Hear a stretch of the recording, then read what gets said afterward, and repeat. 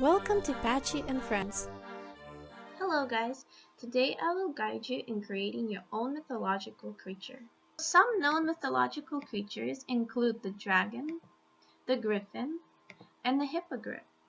Some lesser known mythological creatures include the hippocampus, the conrul, and the lamassu.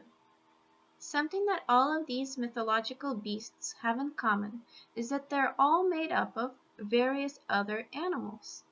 So let's take a look at the dragon. The dragon is a combination of many different animals. He has the body of a snake, he has the tail of a fish, the claws of an eagle, the whiskers of a carp or catfish, the snout of a pig, and finally the horns of a bull. Now let's take a look at the griffin. This Greek mythical beast is half eagle and half lion. Since the lion was considered the king of all animals and the eagle was thought to be the king of all birds, this combination of the two produced a very powerful creature.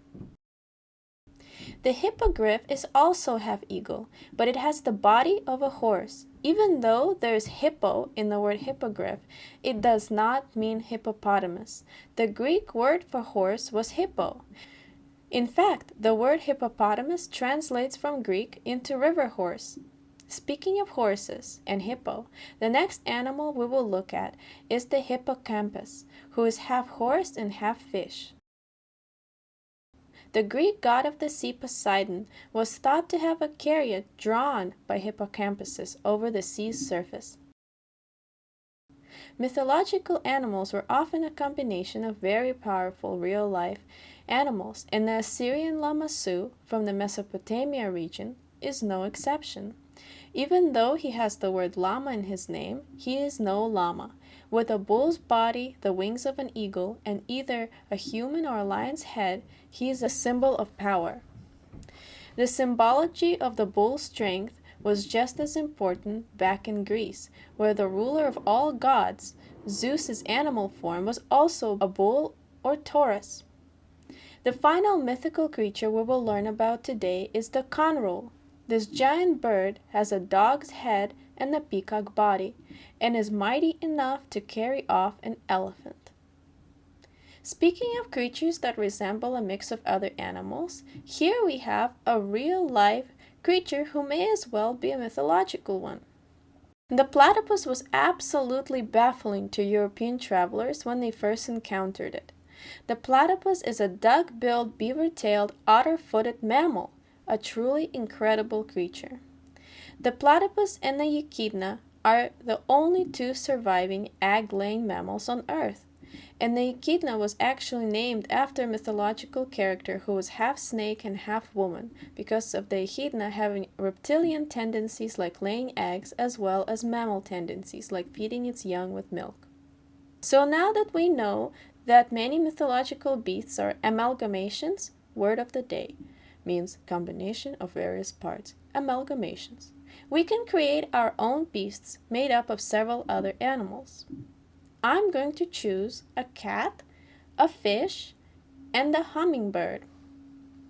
The first thing we need to do is to find reference. These can be images, sculptures, prints, book illustrations, or anything that helps you see the animal from different sides. Make sure you find references of each animal in both profile or side view as well as the front view, since you want to have as much information as possible to imagine the creature and combine it together correctly. Something to look for when gathering reference is distinguishing features of each animal. For example, when you see a beak, you usually think of a bird. So don't choose the reference where the bird is cleaning its feathers with its head stuck inside the body. If one of your animals is an elephant, choose a reference image where you can see the trunk, since this is one of the distinguishing parts that make you immediately recognize an elephant. Choose references where the features are clear. To simplify each animal, draw the simple basic shapes with a pencil. Then take a marker and silhouette in the objects. The silhouette is a dark shape like a shadow. Artists often do such silhouettes to quickly jot down a lot of ideas that they can choose from. Make sure to show the distinctive features of each animal. When drawing, again, think of the basic 2D shapes that make up the animals and try to get the proportions right.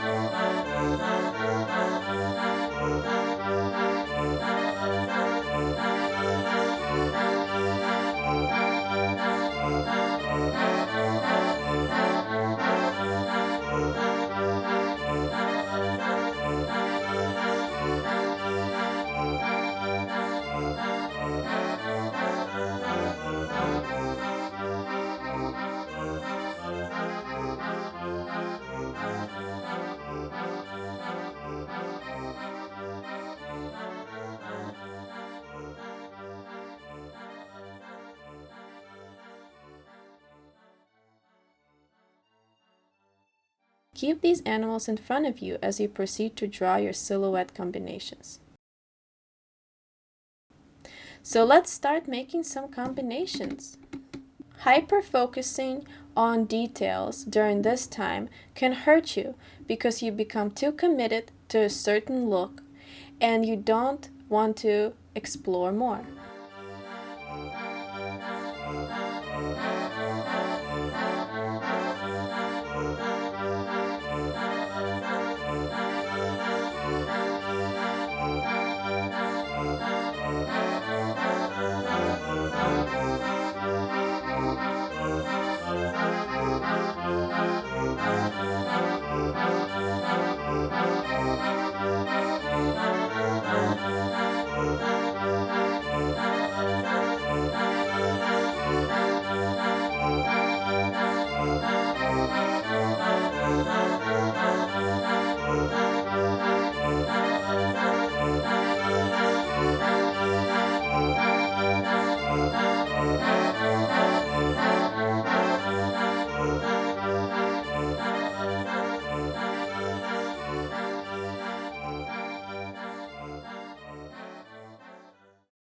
I have created a bunch of various amalgamations, again, combination of different parts, of animals, and I'm going to look through them to choose the one that I like most. As I choose, I will start to imagine what sort of place my mythical creature can inhabit, what it might eat, what kind of other animals might it interact with. Now that we have the final silhouette, let's work on creating a creature from it. First of all, let's look back at our image references. Remember how we were thinking of the 2D shapes for the silhouettes, which are very flat shadow shapes? Well, now we want to think of the 3D shapes for the final image. You can think of the adjoining animal pieces as parts of a matryoshka, where one side clicks into the other. Ideally, anytime you draw, you want to think of how the object you're drawing feels like in your hand, or if it was a toy sitting next to you on the table, imagine what it would look like. Pretend that instead of drawing, you're creating a sculpture. When you create a sculpture, you want to start by placing the glob of clay on a table or some sort of platform. So let's draw a platform. So plan out where your animal will stand on the platform. If you have a quadruped, an animal with 4 legs, plan out where those 4 legs will start. If you have a biped, an animal with 2 legs like a human, plan out where those legs will start. If you have an animal that has wings, plan out where they would be.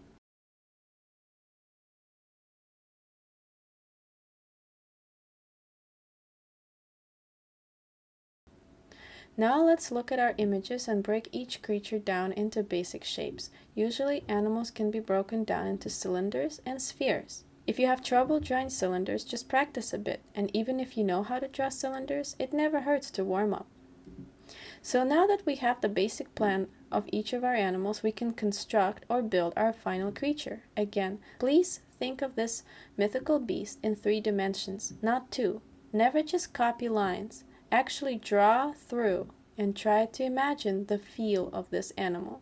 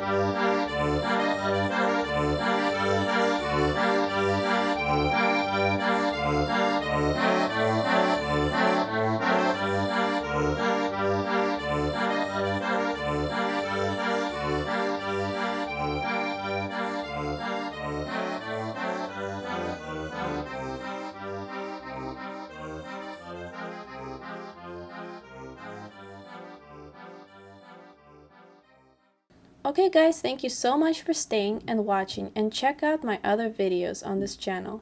Patchy says bye!